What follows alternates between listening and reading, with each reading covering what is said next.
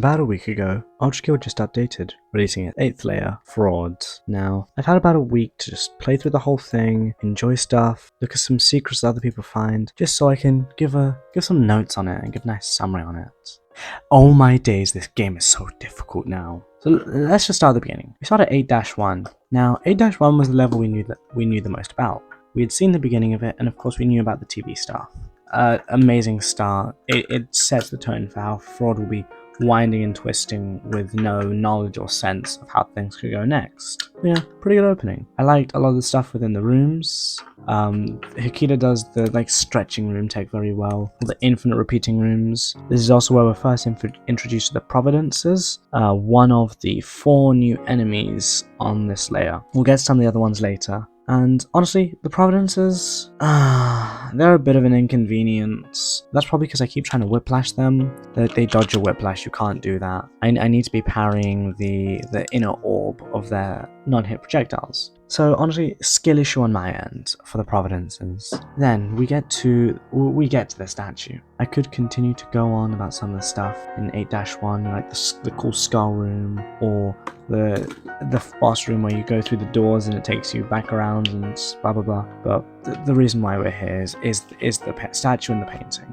These were some of the most interesting things on the level. Now, I really like how Ultrakill went around depicting God. I feel like in a game, if you're going to depict gods, it can be very difficult to do. Like, of course, I'm a Christian man myself, so even though I go to church every Saturday and I love church, I can understand why how depicting God can be quite difficult in a lot of games, because some people be like, this is blasphemous thingy, like this, you shouldn't be depicting gods, and because blah blah blah, proper name, place name, backstory.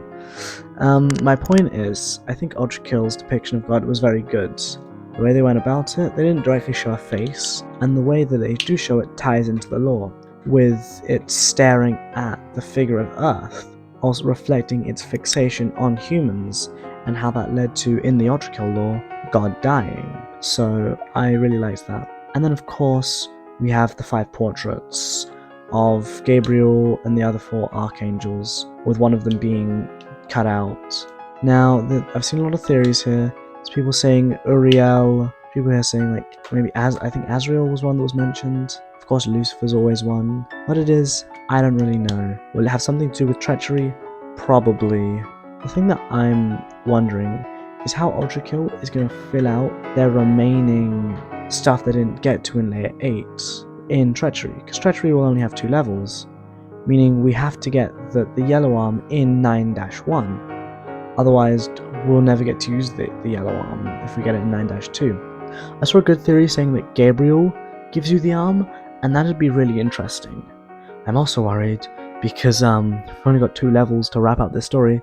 That means they're going to be 3 hours long, and oh goodness, we'll get to that when we're talking about 8-3.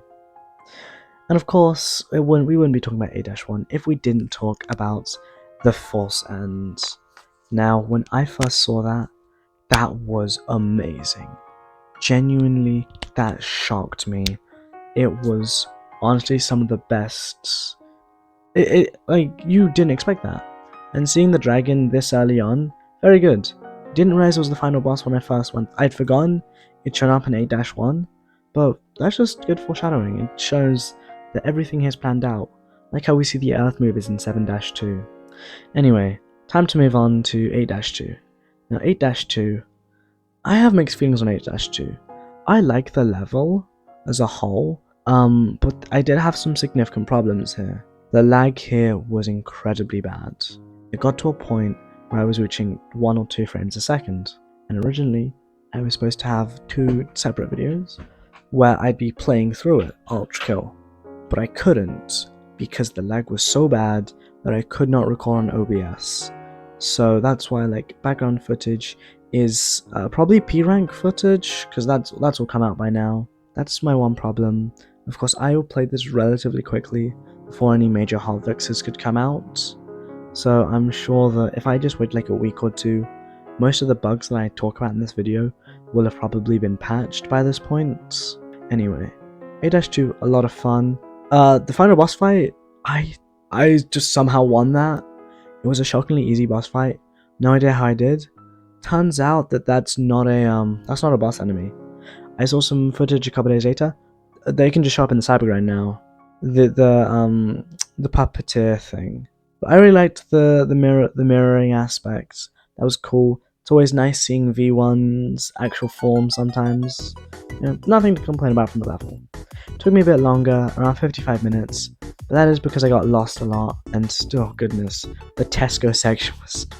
there was a joke I planned to make when talking about 8-2 in the original video, saying, oh goodness, it looks like we're in urban Finland, truly the worst pits of hell. Because one of my friends, he's from Finland, so we'll sometimes just say, oh, you ruined Finland for us, or Finland sucks. But yeah, 8-2, a lot of fun. Now, moving on to 8-3.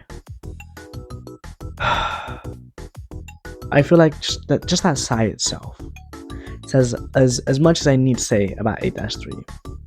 8-3 is an amazing level. Arguably, you could say it is the best Ultrakill level in the game. There's also arguments for like 1-4 and 7-4, but like I see the arguments for it. Do I think it's the best level?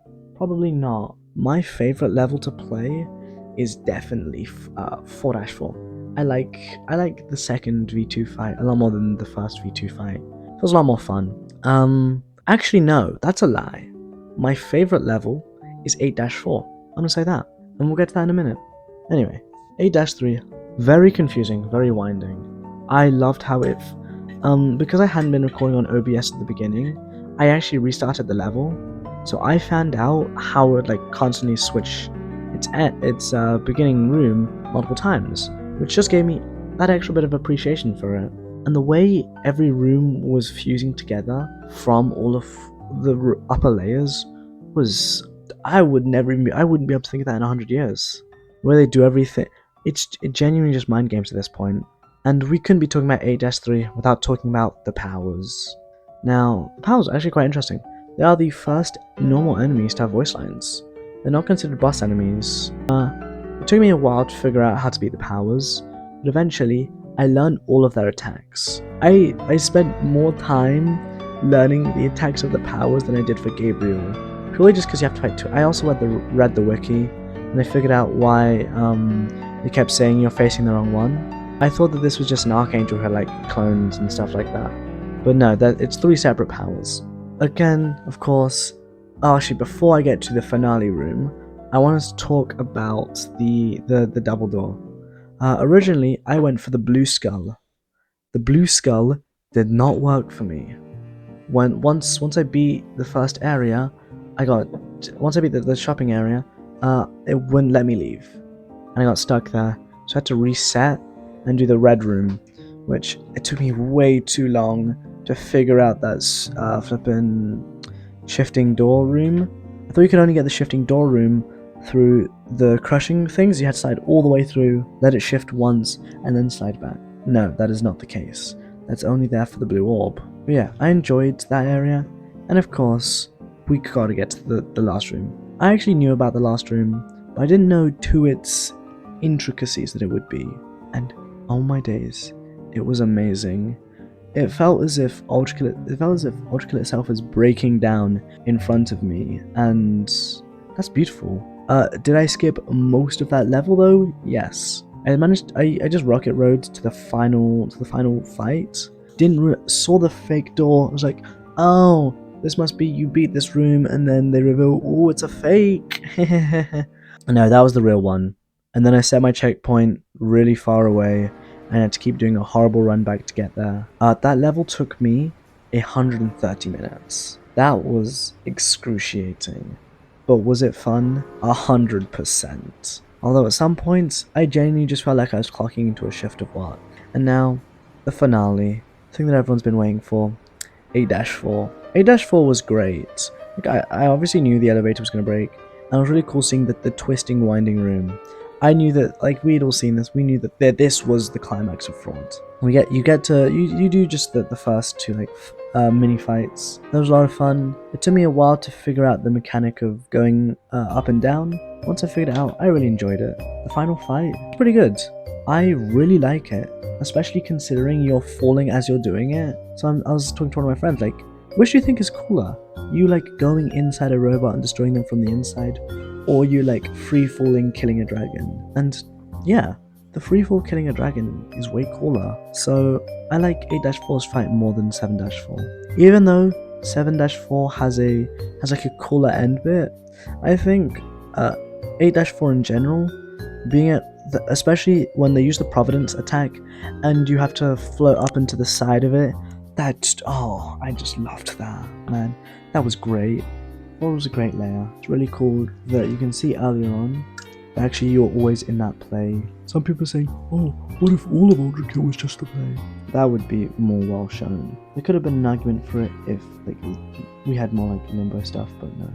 Anyway, if you like this, just oh goodness, I feel so corny when I say like and subscribe. I don't know if that song's copyright or not. But yeah, I have a lot of stuff to do, so I'm gonna go do that now. Bye bye.